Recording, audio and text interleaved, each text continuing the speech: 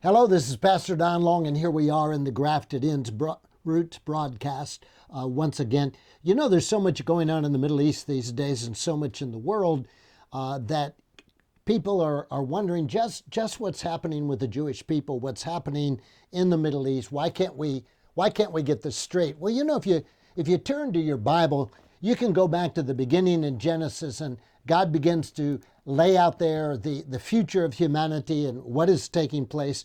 And ultimately, we arrived at the story of Abraham and his two sons, and Ishmael and Isaac. And from that, we have the whole division between Arab and Jew, the whole division in the Middle East. It really is a family squabble. One of the things that I know that I was taught in my life is you got to be careful about getting in the middle of other people's issues. I don't know that we have learned that as the United States. We tend to think that we can straighten out everybody's problems.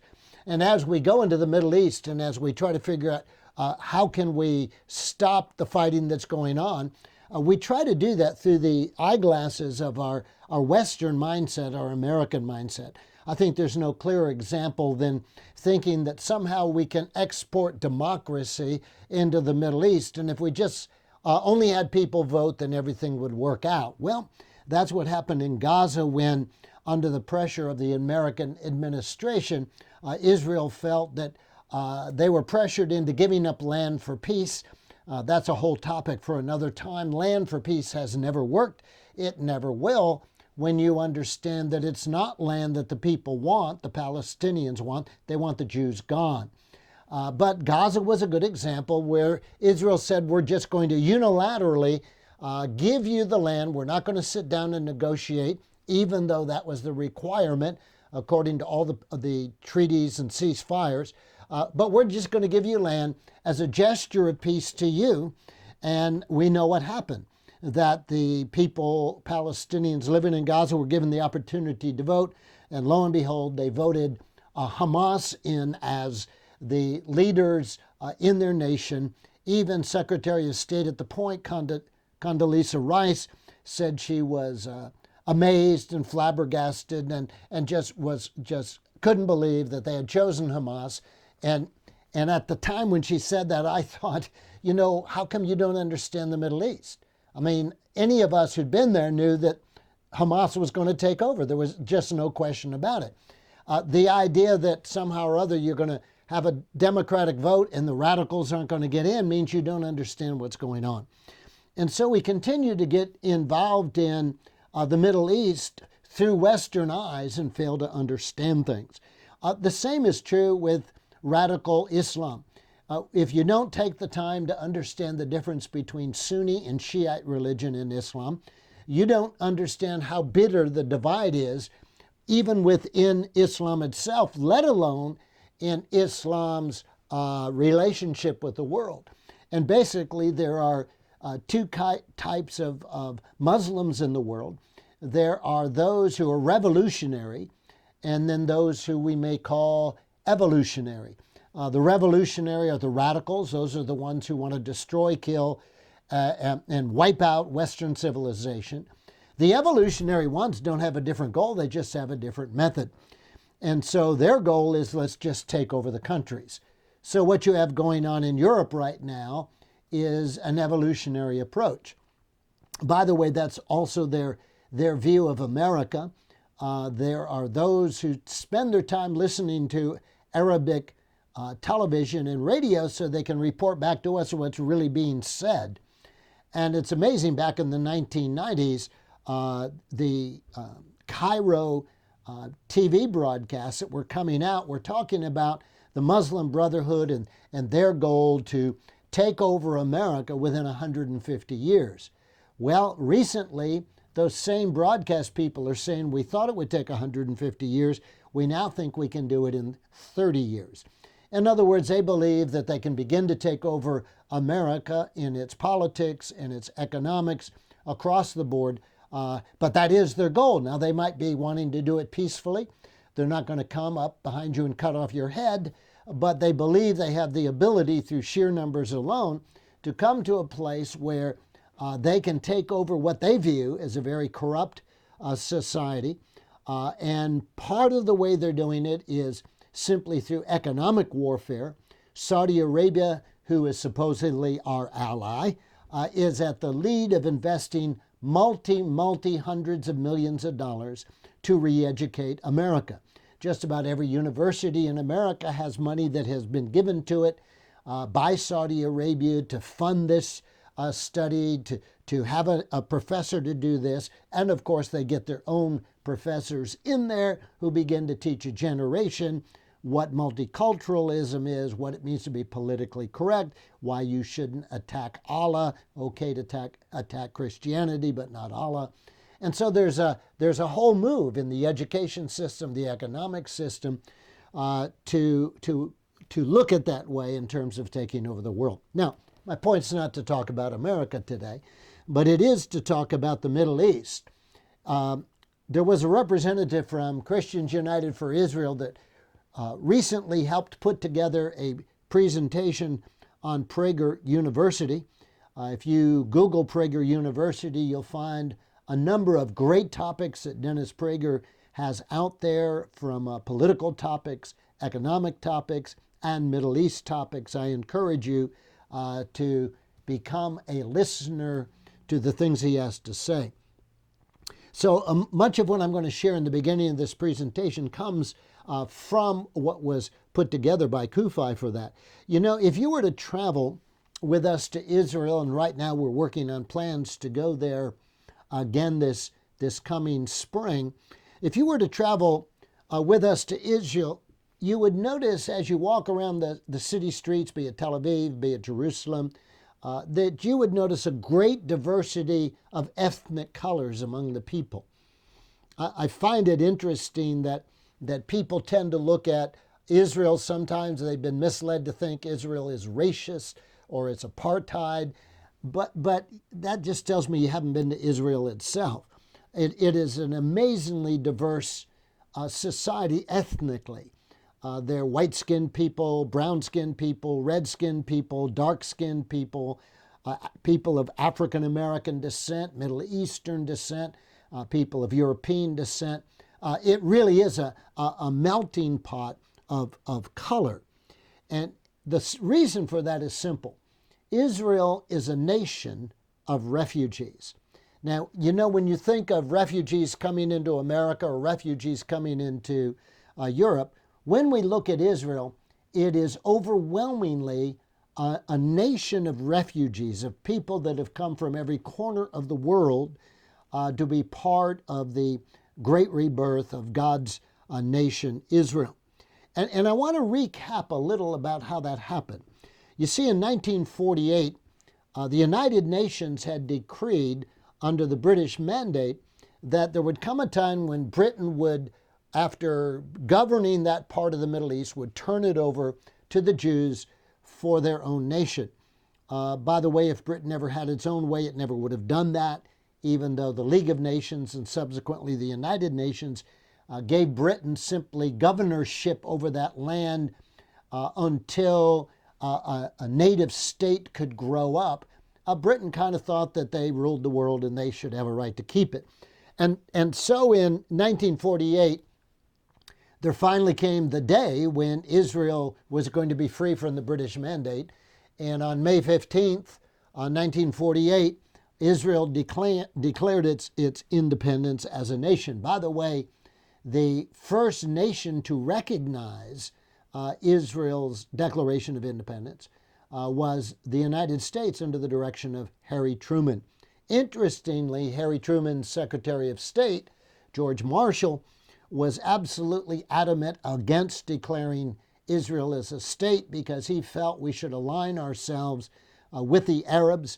He felt that way, I believe, primarily because of our dependency on Arab oil for our economy to run. And the State Department has followed that pro-Arab bent ever since. But in 1948, we had the War of Independence. I think you know the story of that. There was no way, just looking at it in terms of size of army and size of air force, that Israel could ever be expected to win. I think at the point they had one or two airplanes.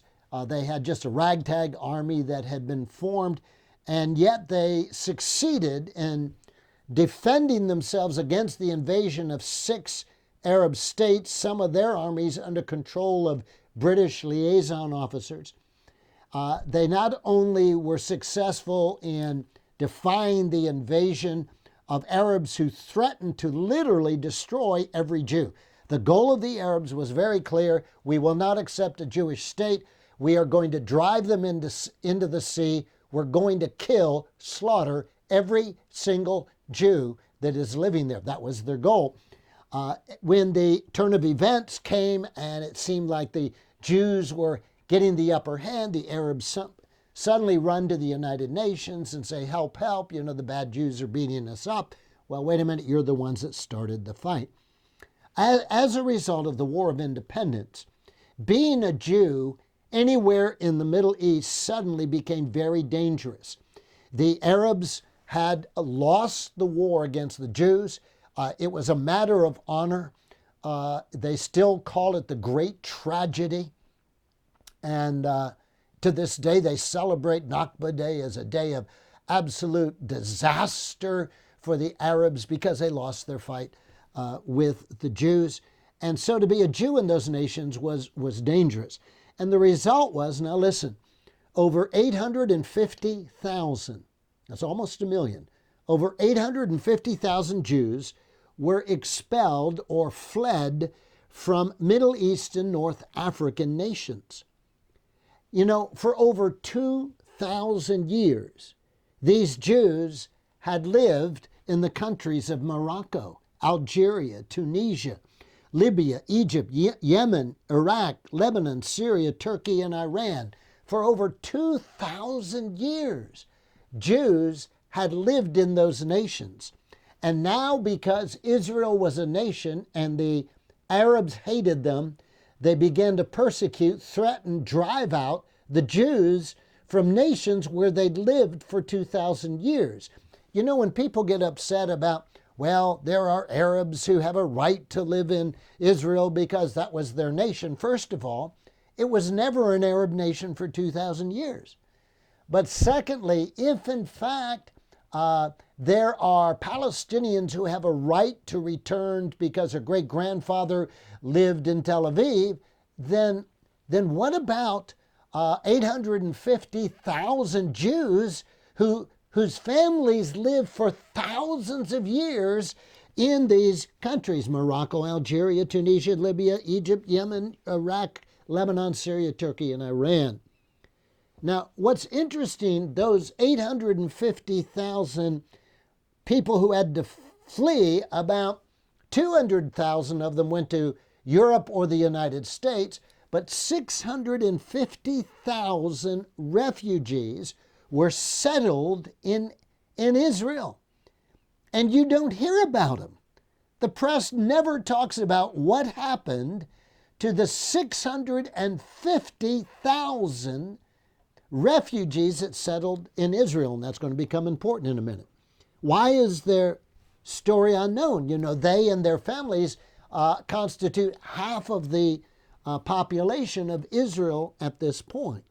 Now, why is it that they're unknown? Why isn't the story talked about in the press? And the reason is very simple, because they didn't remain refugees. The reason the news isn't talking about 650,000 refugees, Jewish refugees in Israel, is because they're no longer refugees. They were refugees, but they no longer are. They've been integrated into their society. And in a few minutes, I'm going to talk about what happened to the Palestinians on the other hand. You see, there's always refugees when there's war. There's always refugees when there's turmoil, whether people are expelled or choose to leave or whatever. But in history, refugees eventually integrate into the countries into which they flee. There were tens of thousands of Vietnamese refugees from Vietnam. When the communists came over from North Vietnam and took over South Vietnam, thousands and thousands and thousands of Vietnamese fled the country, and many of them came to America. But they're not they're not Vietnamese refugees any longer. They're now Americans of Vietnamese descent. Why is it that we only have Palestinian refugees existing from the past? Now, to consider how extensive the Jewish refugee problem was, I want to give you just statistics from 3 countries. I listed all these other nations, but I'm going to give you 3 as an example. In 1948, it is estimated that there were 150,000 Jews living in Iraq. Put that in your mind a minute. 1948, Iraq, 150,000 Jews. The estimate today, 2016, is that there are less than 10. Let's take a look at Algeria. Algeria in 1948, when that war began, had 140,000 Jews living in Algeria, part of the culture, their families were there, their grandparents lived there, they had a long lineage, and there were 140,000 Jews in Algeria in 1948. 2016, the estimate is that there are less than 50 Jews remaining in Algeria. Let's look at Egypt. In 1948, it is estimated there were 75,000 Jews living in Egypt. Today, 2016, that is less than 20. I submit to you that, considering statistical errors of even 1%, that in fact Iraq, Algeria, and Egypt have totally eliminated every single Jew. Now, were that to be the corollary for Israel, then Israel should be totally free of all Arabs or all Muslims. If we're to say that the Muslim, Islamic, Arab countries got rid of all their Jews, why can't we say then Israel should have gotten rid of all its Arabs? But that's not true. Israel is a society that's totally mixed. In the Israeli legislature today, there are Muslims and there are Arabs in the Israeli legislature. It's a Jewish nation, but it has Arab and Muslim representatives in their Knesset. Iraq, Algeria, Egypt, where are the Jews in their leadership? They don't even exist in the country anymore. How unbalanced, how ridiculous to accuse Israel of being apartheid when these other nations have totally eliminated any Jewish presence. But that's not in the news, because you see, the news doesn't want to tell you the truth. Now, I want to contrast this. 850,000 Jews forced to leave these nations, and virtually no Jews left in those nations. I want to contrast that with the most celebrated refugees in the world. How is it that the Jewish refugees are not even a thought, but the Palestinians are the longest lasting, lavishly supported refugee population the world has ever seen? What is going on? In the war of 1948, it is estimated that nearly 700,000 Arabs fled from the land of Israel. Many because of the war, and many more because they were told by their Arab leaders to leave, and that the Arabs would wipe out the Jews, and then the Palestinians could come back in. If you don't believe that, listen to this.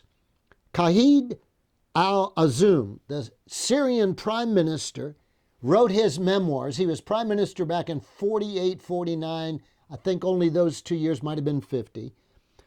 In his memoirs, he wrote this, and I'm quoting, quote, "Since 1948, we Arabs have been demanding the return of the refugees to their homes, but we ourselves are the ones who encourage them to leave."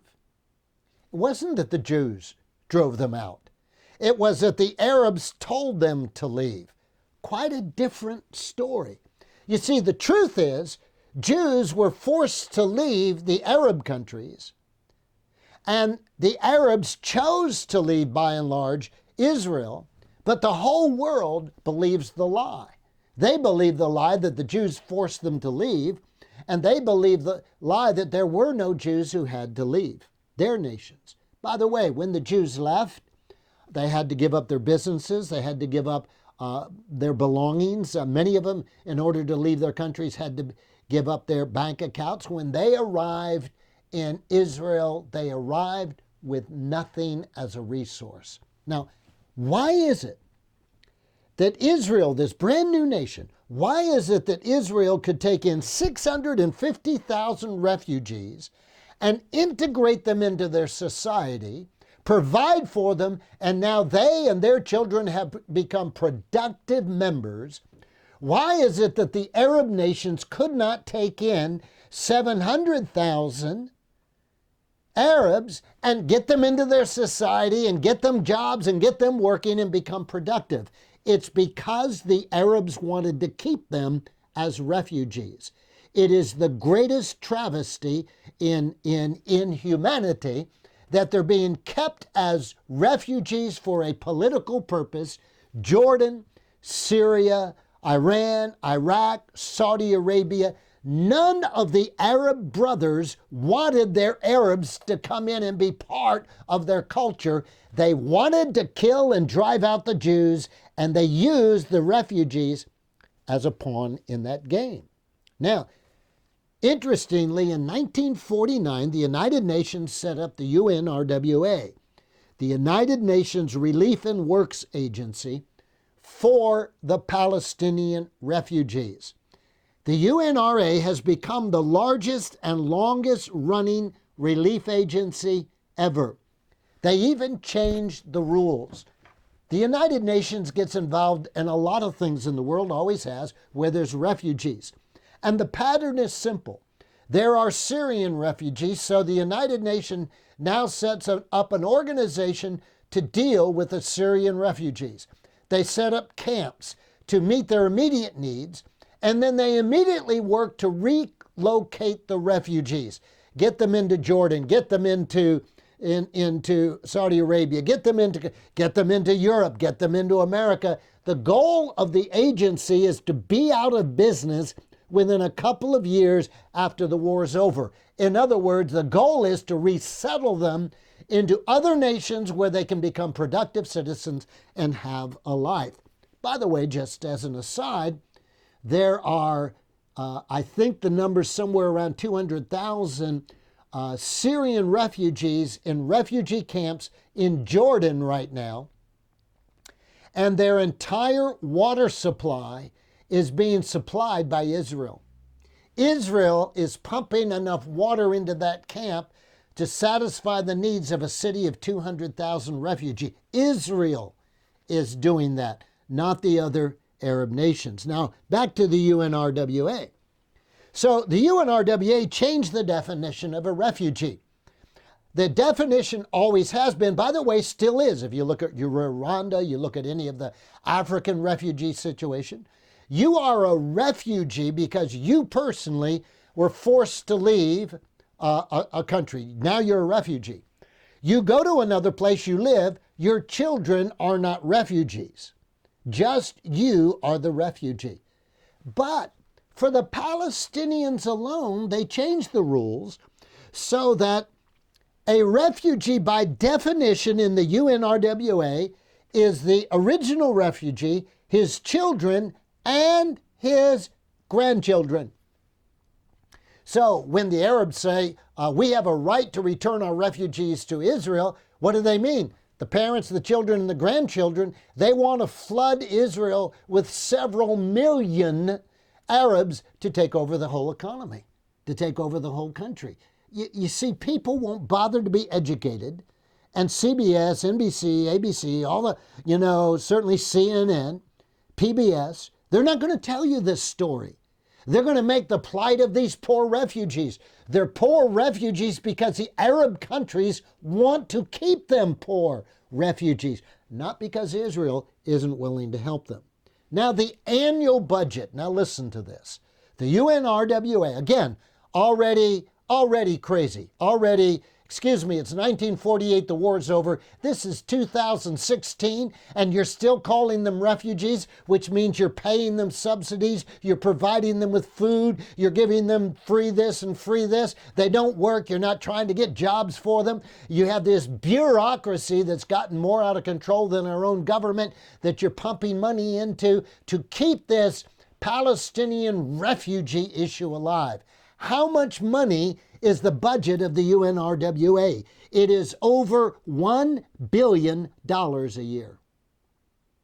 Over $1 billion a year for what is the most fraudulent relief agency ever foisted on this world, right out of the United Nations. And Europeans and here in our country, oh, we got to help the poor Palestinians. They should have been integrated.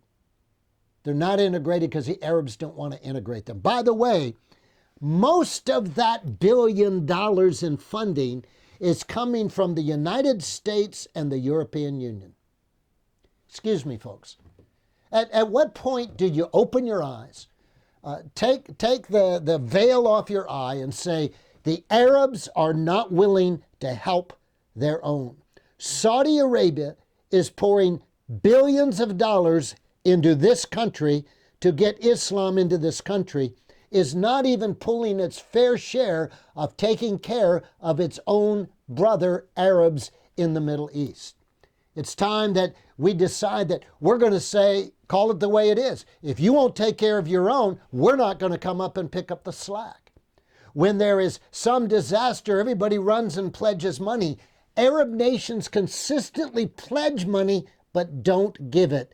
After the Gaza war, we got to restore Gaza, and all these nations pledge money. The vast majority of Arab nations have not paid even half of the money they pledged to help restore Gaza. When do we stand up and say, why are we allowing you to put money into our country when you won't even help your own people? And why are you asking us to pay for your people when you won't? You see, the Palestinian refugee crisis is a fraud. And when Americans wake up and say, we refuse to spend our money to deliberately keep people in poverty for a political reason of destroying Israel, then we can have a voice that changes the insanity of the world and hopefully makes it sane. This is Pastor Don Long. You have an excellent week, and we'll see you next week as we continue to talk about the events in the Middle East.